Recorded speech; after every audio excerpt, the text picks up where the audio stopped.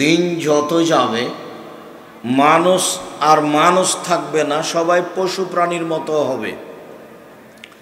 আবু মুসা আশআরী রাদিয়াল্লাহু তাআলা আনহু বলেন, রাসূল সাল্লাল্লাহু আলাইহি সাল্লাম একদা বললেন, কাইফা বিকুম ওয়া বিজামানিন, তোমাদের কি হবে, যুগের কি হবে, তোমাদের কি হবে, যুগের কি হবে, তোমাদের কি হবে, যুগের কি হবে। এদা উবকিতুম ফি হুসালাতি মিনান নাস, যখন তোমরা থাকবে আগাছার মাঝে। মানুষ হবে আগাছা। ধান গাছের মধ্যে যে ঘাস থাকে তাকে বলে আগাছা, যেটাকে তুলে ফেলা হয়। তা আল্লাহর নবী বলছেন, অথচ তিনি চাষি মানুষ নন, তিনি বলছেন মানুষ যখন হবে আগাছা তখন তোমাদের কি হবে।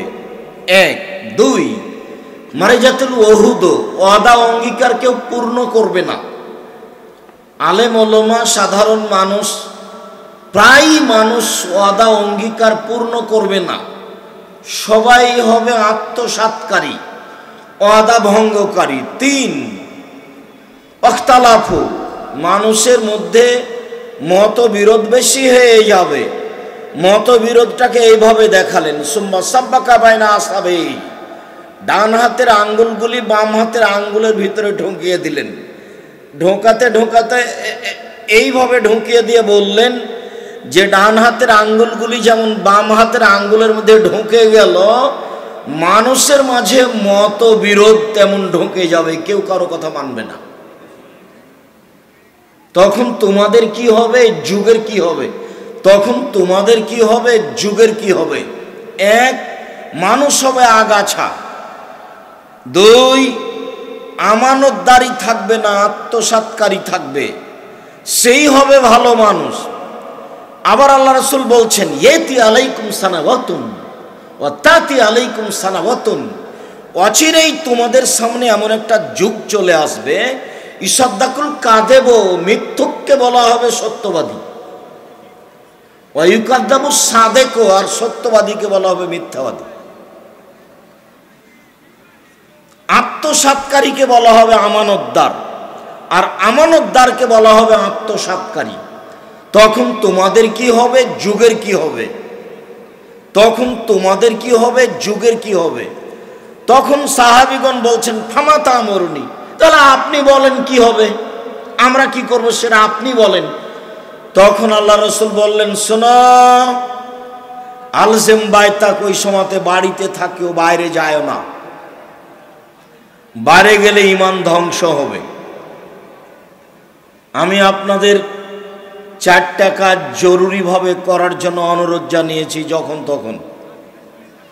এই ছেলে, মুখে কথা বলো কেন, তোমার লজ্জা হয় না? তোমাকে তো আমি কয়েকবার বললাম যে মুখে কথা বলো না। তুমি এটা কি দেখাতে চাচ্ছ, বেয়াদবি করতে এসেছো এখানে? যদি তোমার সম্ভব না হয় দাঁড়ানো, মুখ বন্ধ করে সরে যাবা। তোমার তো আমি ফাইজলামি দেখতে চাই না, তোমার জন্য আমি পরিবেশ নষ্ট করতে চাইনি। পাথরের মতো মুখ বন্ধ করে থাকতে হবে, নথায় কেটে পড়তে হবে। আমি নির্বাচনের জন্য আসিনি, তোমাকে তো আমি বলিনি।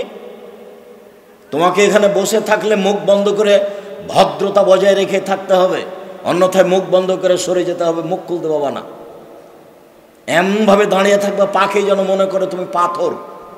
তোমার শরমবোধ থাকা দরকার, তোমার ইতস্তবোধ থাকা দরকার, তোমার লজ্জাবোধ থাকা দরকার।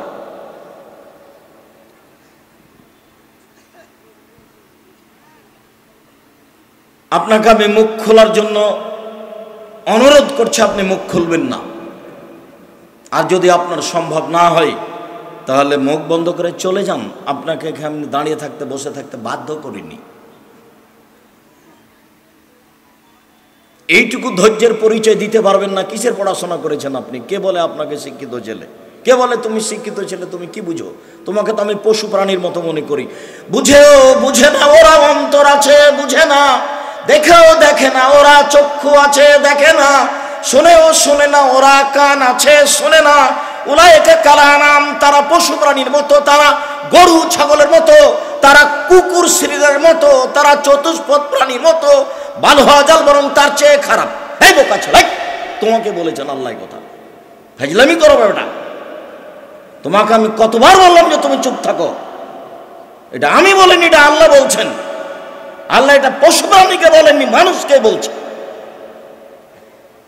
না তুমি আবার বুঝো, বুঝেও বুঝে না, ওরা অন্তর আছে বুঝে না, দেখেও দেখে না, ওরা চক্ষু আছে দেখে না, শুনেও শুনে না, ওরা কান আছে শুনে না। উলাইকা কাল আনআম, তারা পশু প্রাণীর মতো, তারা গরু ছাগলের মতো, তারা কুকুর শ্রীগালের মতো, বাল হওয়া জাল বরং তার চেয়ে খারাপ। এ কথা আল্লাহ মানুষকে বলছে, পশু প্রাণীকে বলেননি। পশু প্রাণীকে বললে সরাসরি বলতেন ওরা পশু, বলছেন যে পশু প্রাণীর মতো। তার মানে তুমি তো চুপ থাকতে পারো, কাজে তুমি পশু নও। যখন চুপ থাকবে না তখন তুমি হয়ে যাবে পশু প্রাণীর মতো। আর আমি তোমার থেকে বহুদিন পূর্বে বলে গেছি যে তোমার বাপকে যদি আমি কুকুর শ্রীগালের চেয়ে বেশি খারাপ প্রমাণ করতে না পারি, আমি বক্তব্য দেব না। এটা তো রংপুর। তার মানে রংপুর মানে কি বলতে চাচ্ছেন আব্দুর রাজ্জাক সাহেব? রংপুর মানে বলতে চাচ্ছি যে প্রায় মানুষই বোনকে জমি দেয় না। বাপ মারা গেছে 10 বছর হলো, জমি ভাগ হয়নি। অথচ আমি বলেছি বাপকে মাটি দিয়ে আগে জমি ভাগ করতে হবে, তারপরে খেতে হবে। তুমি বলো যে আমার বাপ জমি নিবে সকালে আর আমার ফুফু জমি নিবে বিকালে, এইটুকু চলবে, এইটুকু বলো তুমি। সকালবেলায় তোমার বাপ জমি ভাগ করে নিবে আর বিকেলবেলায় তোমার ফুফু নিবে, এই 12 ঘন্টা পরে নিবে, এটা প্রমাণ করো দেখি। 10 বছর হলো তোমার দাদা মারা, এখন পর্যন্ত তোমার বাপ তোমার ফুফুকে জমি দেয়নি। দেয়নি কেন? তোমার বাপকে যদি আমি পশু প্রাণীর মতো প্রমাণ করতে না পারি বা তার চেয়ে খারাপ, আমি বক্তব্য দেব না। এটা আমার নতুন কথা নয়। আমি এই সুদীর্ঘ 31 বছর জীবনে কোনোদিন অপ্রয়োজনীয় কোনো বাক্য বলিনি।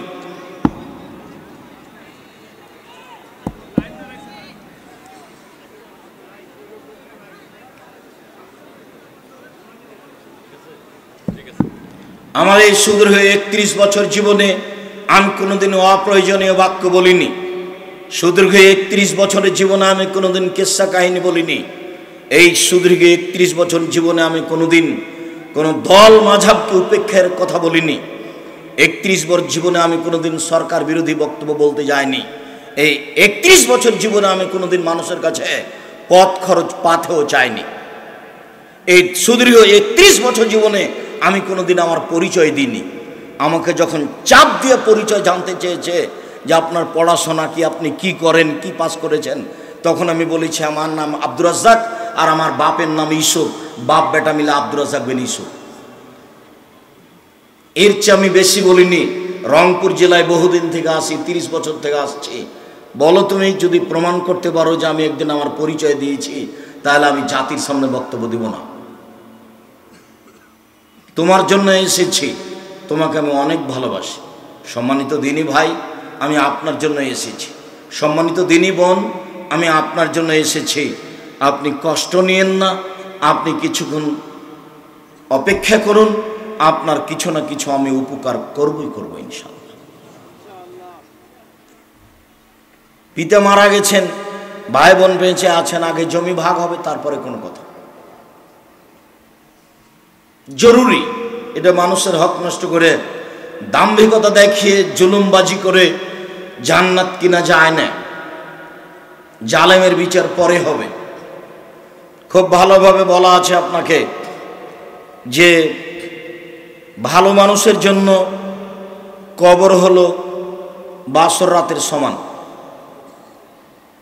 অথচ একজন মানুষ কবরে আছে 4 কোটি বছর থেকে, 10,000 বছর থেকে, 50,000 বছর থেকে একটা লোক কবরে আছে। অথচ আল্লাহর নবী বলছেন ভালো মানুষের জন্য কবরে থাকার সময়সীমা হলো বাসর রাতের সমান। রংপুরের নীতি, রংপুরের নীতি মানে বিবাহ পড়ার শুরু থেকে শেষ পর্যন্ত একটাও জায়েজ না, সবই আরাম। তার মধ্যে সবচেয়ে অবাক লাগে ওইটা যে চ্যাংড়া পিলা যুবক সবাই গেল হইচই করে, মেয়েটা যেখানে বসে আছে ওখানে বিবাহ পড়াতে। তো মৌলানা সাহেব কি যে বলছে অমুক নিবাসী অমুক এত টাকা নগদ, এত টাকা বাকিতে তোমাকে বিবাহ করতে এসেছে, তুমি তাকে স্বামী সত্ত্বে কবুল করো। তখন মেয়েটা বলল কবুল করলাম। তখন আবার বলছে তোমরা শুনেছো? বলে হ্যাঁ শুনেছি। 3 বার বলার পরে আবার এই যেখানে বর আছে আরো সব আছে ওখানে এরা এসে দাঁড়ালো। তো বসে থাকা লোকগুলি বলছে আপনারা কে? তখন বলছে আমরা এই বিবাহের উকিল। মেয়ে কবুল করেছে? জি করেছে। আপনারা কি শুনেছেন? জি শুনেছি। তাহলে বসেন। মনে হচ্ছে পাগলামি কারবার, হিন্দুদের বিবাহ পড়াচ্ছে, তাই কলা গাছের চতুর্দিকে ঘুরে ধর্ম পাগল হয়ে গেছে। ধর্ম রাজশাহী চাঁপাইনবাবগঞ্জের হাওয়াই লাড্ডু ভোল হিসাব। ধর্ম একজন মানুষের কথা দিয়ে চলে, যার নাম মোহাম্মদ সাল্লাল্লাহু আলাইহি সাল্লাম। যার 1 গিলাস পানি পান করতে 5টা বিধান লাগে, তার নীতিতে বিবাহ পড়ার নীতিও আছে। আমি বলেছি রাজশাহী চাঁপাইনবাবগঞ্জের বিবাহের শুরু থেকে নিয়ে শেষ পর্যন্ত একটা কাজও জায়েজ নয়, সবই হারাম।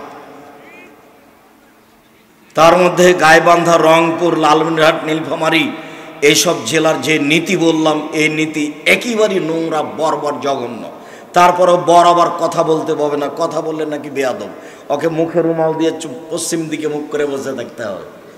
ওকে এখন জিকির করছে নাকি? এইটা কেন? টাকা তো বরই দিবে, মোহর তো ওই দিবে, তো কথা তো বলতে পারে, বলাই স্বাভাবিক। রাসূল সাল্লাল্লাহু আলাইহি সাল্লামের নীতির উপরেই পৃথিবীবাসীকে, দেশবাসীকে, এলাকাবাসীকে চলার জন্য অনুরোধ জানাচ্ছি। সম্মানিত দিনী ভাই বোন, আপনারা যে যেখানে আছেন আপনাদের চলাচল বন্ধ করে, কথাবার্তা বন্ধ করে, প্রয়োজনীয় লেনদেন সব কিছু বন্ধ করে গুরুত্বপূর্ণ আলোচনা শোনার জন্য চেষ্টা করবেন। আমাদের পক্ষ থেকে আন্তরিকভাবে অনুরোধ রইল, আল্লাহ আপনাদের তৌফিক দান করুক, আল্লাহুম্মা আমিন। আপনাদের সাথে দ্বিতীয় জরুরি কথা হচ্ছে, শরীয়তের মধ্যে, ধর্মের মধ্যে মিথ্যা ধর্ম আছে, এ কথাই ঠিক। কেননা রাসূল সাল্লাল্লাহু আলাইহি সাল্লাম বললেন, বাল্লিগু আন্নী ওয়ালা আয়া, পৃথিবীর মানুষ আমার একটা কথা জানা থাকলে অন্যকে বলে দাও। আমার একটা কথা জানা থাকলে অন্যকে বলে দাও। কি জানা আছে? ডান হাতে পানি পান করতে হবে, বাম হাতে শয়তান খায়, শয়তান পান করে। কাউকে যদি বাম হাতে চা খেতে দেখি তাহলে আমি বলে দেবো দয়া করে ডান হাতে খান। হয়তোবা রাগ করতে পারে, তবে শুলিও হবে না, ফাঁসিও হবে না। আমি ওকে বলেছি অনুগ্রহপূর্বক আপনি ডান হাতে চা পান করেন, এটা আমি বলেছি। তাতেও মন খারাপ করতে পারে, আমার শুলিও হবে না, আমার ফাঁসিও হবে না। আল্লাহর নবী বললেন, আমার একটা কথা জানা থাকলে অন্যকে বলো। আমি দেখলাম বাম হাতে পান চা খাচ্ছে, আমি বলবো দয়া করে ডান হাতে খান, শয়তান বাম হাতে খায়। আমার একটি কথা জানা থাকলে অন্যকে বলো। 2, বানি ইসরায়েলের কাহিনী বলো, কোনো দোষ নেই। বানি ইসরায়েলের কাহিনী, বানি ইসরায়েলের কাহিনী মানে মিথ্যা কাহিনী নয়, সত্য কাহিনী। হাজারো আছে মিথ্যা কাহিনী, শত শত আছে সত্য কাহিনী। সত্য কাহিনী একটু, 1 মিনিট। ইশতারা রাজুলুন মিন রাজুলিন আকারান, একটা লোক একটা লোকের কাছে জমি কিনে নিয়েছিল। ফাওয়াজাদা ফি আকারিহাল জাররা, জমি চাষ করতে গিয়ে জমিতে একটা স্বর্ণের পাতিল পেল।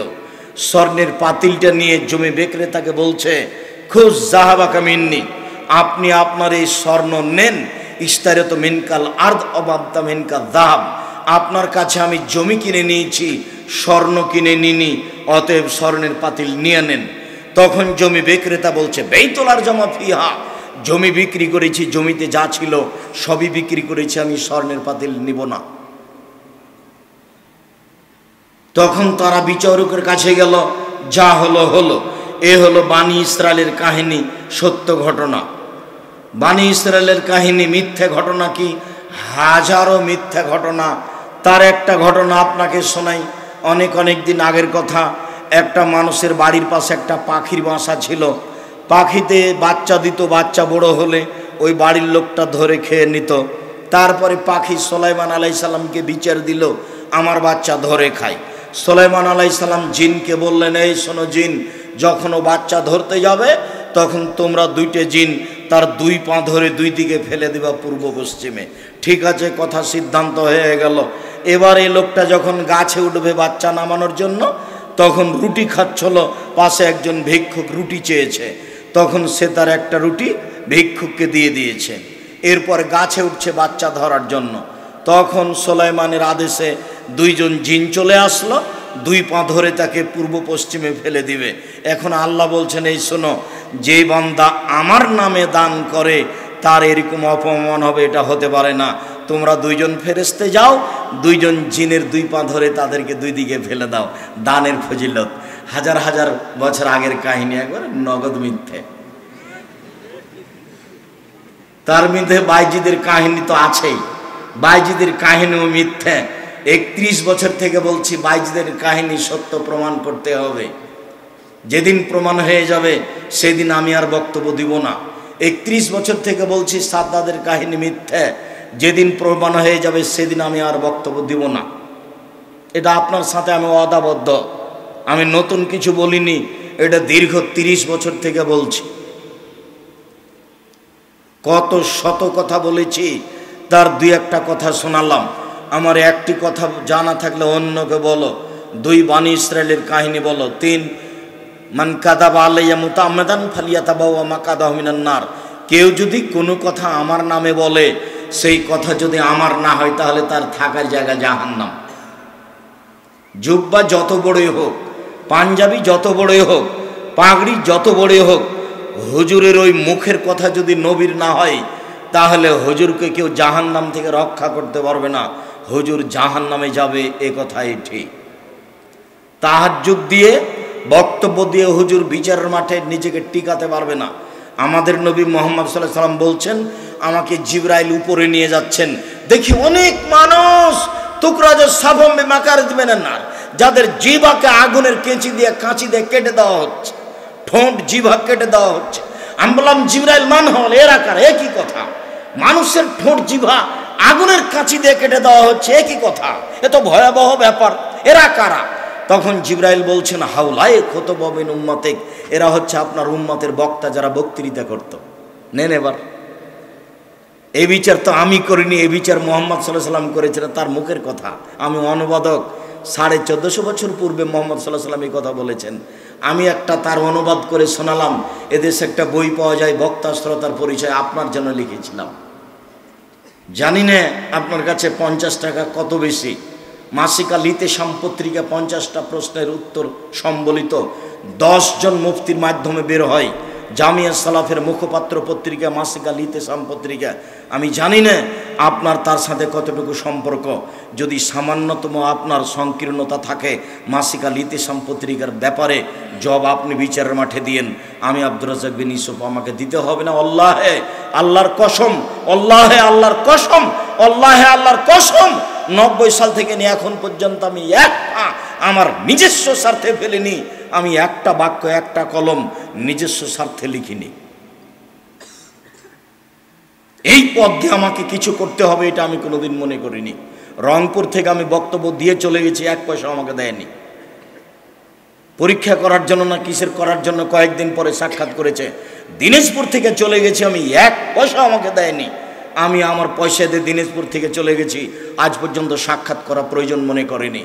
আমিও তাকে জিজ্ঞাসা করা প্রয়োজন মনে করিনি। আমি আব্দুর রাজ্জাক বিন ইউসুফ, আল্লাহর কসম আপনাকে আমি ফাঁকি দিতে আসিনি। আল্লাহর কসম আপনাকে আমি ফাঁকি দিতে আসিনি। আল্লাহর কসম আপনাকে আমি ফাঁকি দিতে আসিনি। মিথ্যা ধর্ম প্রচার করে আমি পরকাল হারাতে রাজি নই, এটা আমি চাই না।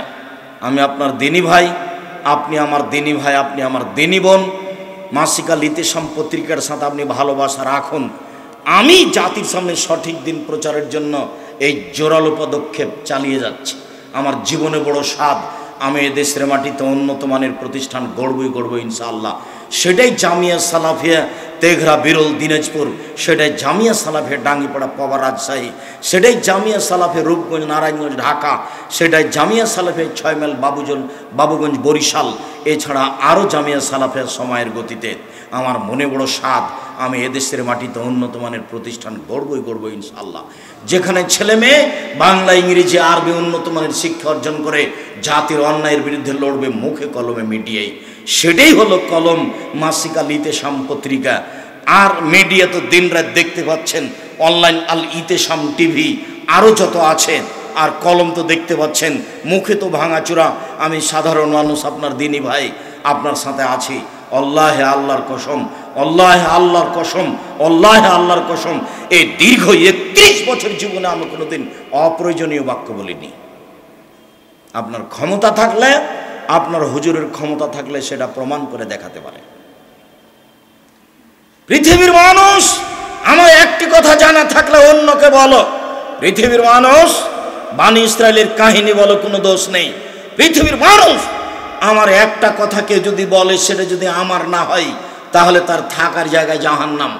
মকসুদুল মুমিনিন বইয়ের প্রথমে এক জায়গাতে লেখা আছে, এক হোক বা এক ওয়াক্ত নামাজ কাজা করলে 80 হোক বা জাহান্নামে থাকতে হবে। এ কথা নবীর নয়। আমি কিয়ামত পর্যন্ত সময় দিলাম। যতদিন আমি বেঁচে আছি ততদিন আমি দেখবো, এর পরবর্তীতে যারা সঠিক আলেম তারা দেখবে। জাতির সামনে বলে গেলাম এ কথা ঠিক নয়। মকসুদুল মুমিন বইয়ের হেডলাইন একটা আছে, অবিবাহিত ছেলে মেয়ের পড়া নিষেধ। হেডলাইনই ঠিক হয়নি। সেখানে যত কথা আছে আল্লাহর হস্তে একটাও ঠিক নয়। অবিবাহিত ছেলে মেয়ের পড়া নিষেধ, এই হেডলাইন দেওয়ার পরে লিখতে লাগলেন, ভরা পেটে স্ত্রী মিলন হলে ছেলে ভ্যাংচা হয়, সফরের পূর্বে স্ত্রী মিলন হলে ছেলে টেরা হয়, চন্দ্র সূর্য গ্রহণের সময় স্ত্রী মিলন হলে ছেলে কানা হয়। আল্লাহর কসম, সম্পূর্ণ কথাই কোরআন মাজিদের সরাসরি বিরুদ্ধে।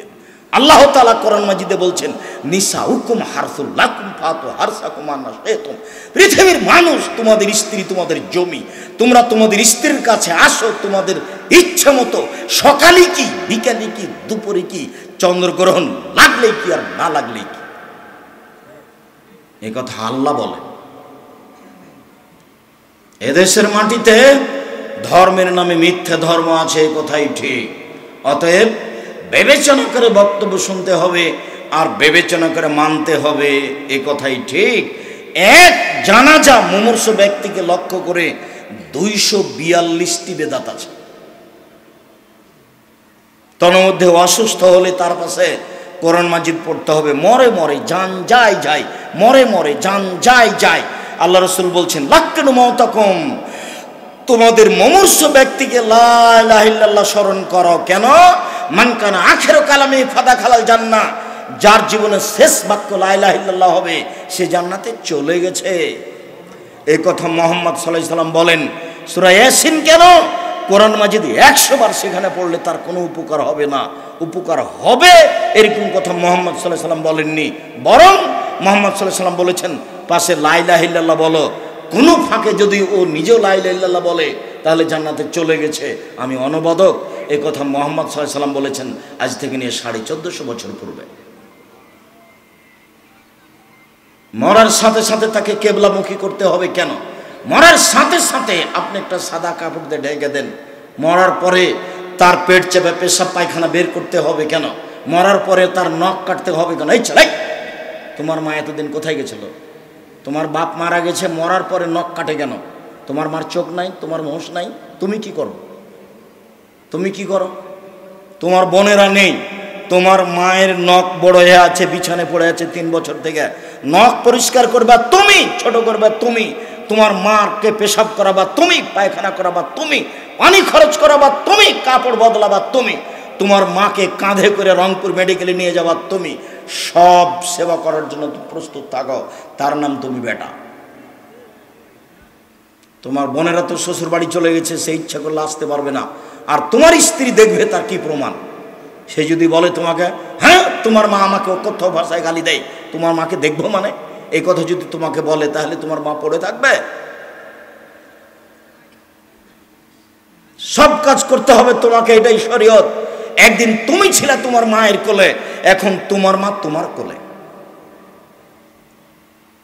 এরপরে একদিন তোমার মা তোমাকে আদর করে মারছিল, সেটা মারা যায়। আদর করে মানে বারবার পেশাব করেছো বিছানে, তখন তোমার মা হাসে মুখে বলছে, এই অত পেশাব করিস কেন? একটু ঠুক করে তোমার গায়ে একটু আঘাত করে বলছে, এই অত পেশাব করিস কেন? এটা তোমার মায়ের আদরের বার ছিল। এখন তোমার মাকে তুমি একটু আদর করে এইভাবে বলতে পারবে না। কেন? এই শব্দ না করে দিয়েছেন আল্লাহ।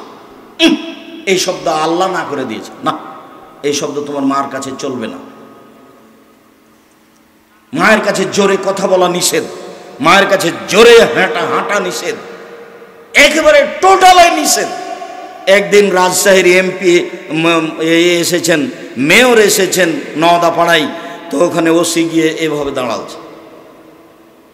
স্যার কি করবো স্যার?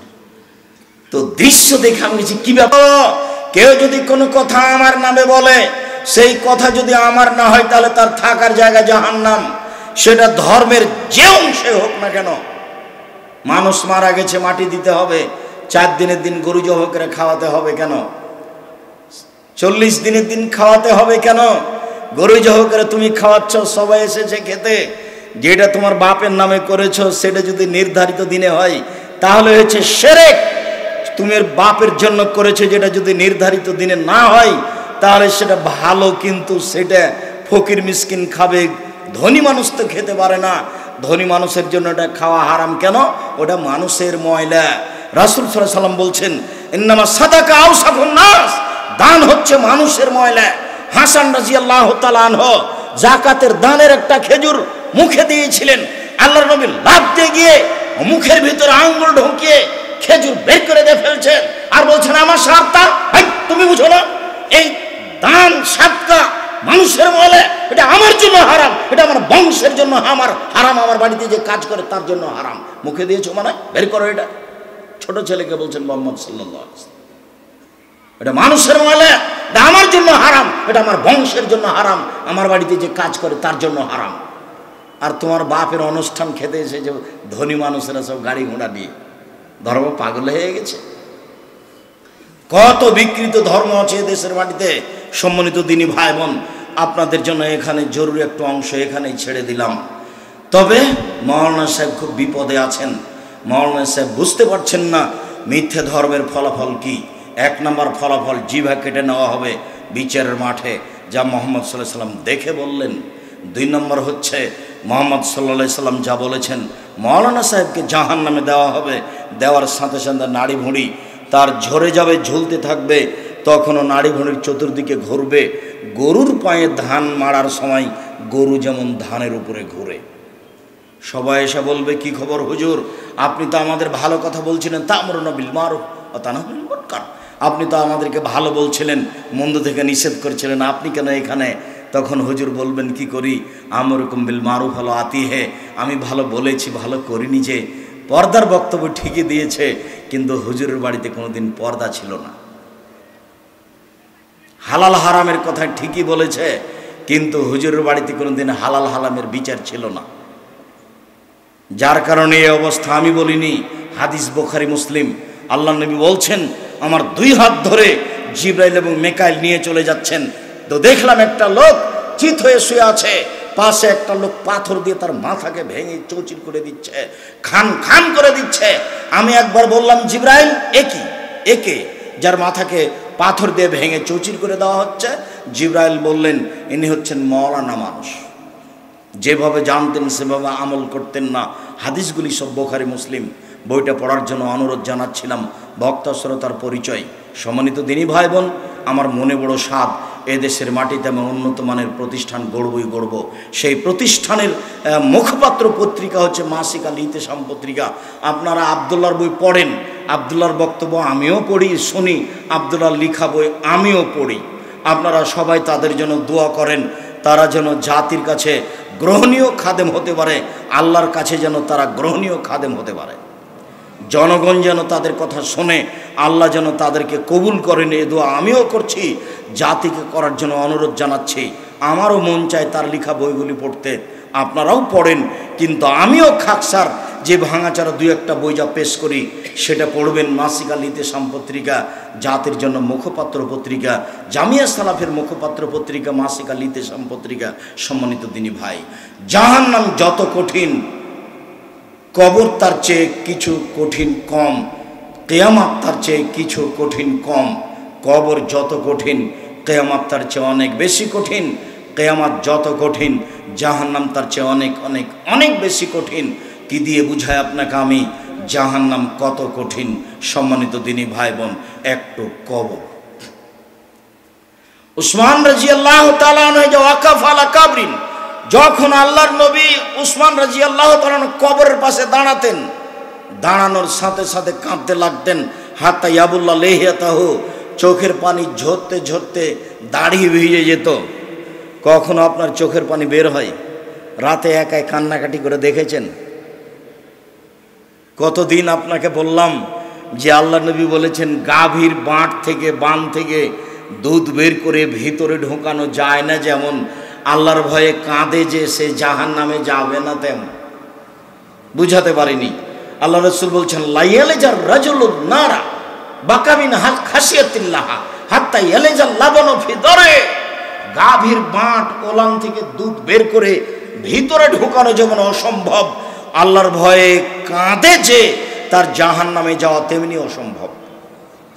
কোনো সময় কান্নাকাটি করার সময় আসে, নির্জনে আপনাকে আমি কান্নাকাটির জন্য কতদিন অনুরোধ জানিয়েছি।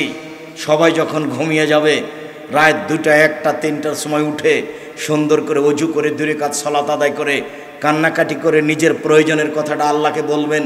তিনি সেই প্রথম আকাশে নেমে অপেক্ষামান আছেন যে আপনি বলবেন, অপেক্ষামান আছেন তিনি যে আপনি কিছু বলবেন। তাই তিনি বলতে থাকেন।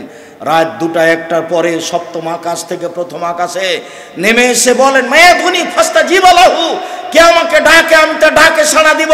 মায়া সুরানি ফাউতিয়াহু, কে আমার কাছে কিছু চাই, যে যা চায় আমি তাকে তাই দিয়ে দিব। মায়াস্তাগফিরুনি ফাগফির লাহু, কে আমার কাছে ক্ষমা ভিক্ষা চাই আমি তাকে ক্ষমা করে দিব। এভাবে চিৎকার করতে চিৎকার করতে থাকেন। আবার বলেন আপনার আদম, হে আদমের ছেলে মেয়ে শোনো, মা দাওতানি ওরা যাওতানি, তুমি যেভাবে ডাকো আমি সেভাবে থাকি, তুমি যেভাবে আশা পোষণ করো আমি সেভাবে পূর্ণ করে থাকি। আদমের ছেলে মেয়ে শোনো, তুমি যেভাবে ডাকো আমি সেভাবে থাকি, তুমি যেভাবে আশা পোষণ করো আমি সেভাবে পূর্ণ করে থাকি।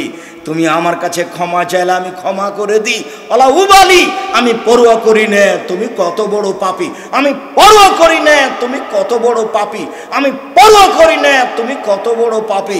তুমি যেভাবে ডাকো আমি সেভাবে থাকি, তুমি যেভাবে ডাকো আমি সেভাবে থাকি, তুমি যেভাবে আশা পোষণ করো আমি সেভাবে পূর্ণ করে থাকি।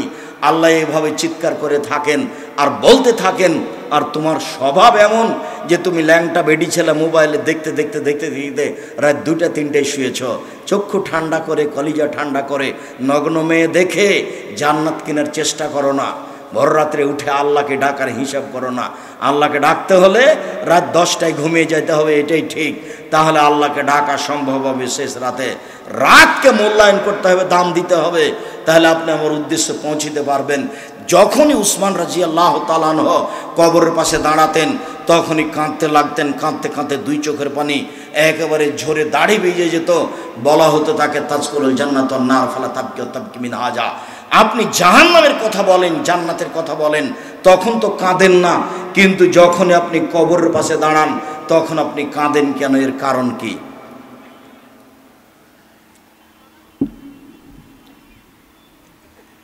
উসমান রাদিয়াল্লাহু তাআলা আনহু বলেন, শুনেন আমি কেন কাঁদি। আল্লাহ রাসূল বলছেন আল কবর আউয়াল মানজিল মিন মানাজিলিল আখিরাহ, মরার পরে যত বিপদ আছে তার প্রথম বিপদ হচ্ছে কবর। না যাবেন হো ফাবাদা আইসরামিন হো, যদি মানুষ কবরে বেঁচে যায় এরপরে যত স্তর আছে, যত বিপদ আছে সব সহজ হয়ে যাবে। ওয়াল্লাহ মেনজুমিন হো ফাবাদা আসাদমিন হো, যদি মানুষ কবরে বাঁচতে না পারে তাহলে এরপরে যত স্তর আছে সব আরো জটিল ও কঠিন হয়ে যাবে। কবর যত কঠিন কিয়ামত তার চেয়ে অনেক বেশি কঠিন। কিয়ামত যত কঠিন জাহান্নাম তার চেয়ে অনেক অনেক অনেক বেশি কঠিন। কি দিয়ে বুঝায় আপনাকে আমি জাহান্নাম কত কঠিন? রাসূল সাল্লাল্লাহু আলাইহি ওয়াসাল্লাম বলছেন কবরে যখন তাকে জিজ্ঞাসা করা হবে সে যদি উত্তর দিতে না পারে ইয়াজরাবু জারবাতান, তাকে হাতুড় দিয়ে পিটানো হবে, এমন পিটানো হবে ইয়াসিহু সাইহাতান, সে বাপরে মারে করে চিৎকার করবে। ইসমু মাবিনাল মাশরিক ওয়াল মাগরিব ইল্লা সাকালাইন, সারা পৃথিবীতে তো জীবজন্তু কীট পতঙ্গ পদার্থ জড় পদার্থ আছে, এখান থেকে 5,000 কোটি কিলোমিটার দূরে যে বস্তু আছে সেই বস্তু শুনতে পায় এই কবরের চিৎকার, কিন্তু মানুষজন শুনতে পায় না। আমি আপনাকে কি দিয়ে বুঝাই সে কত জোরে চিৎকার করে, তার নাম কবর।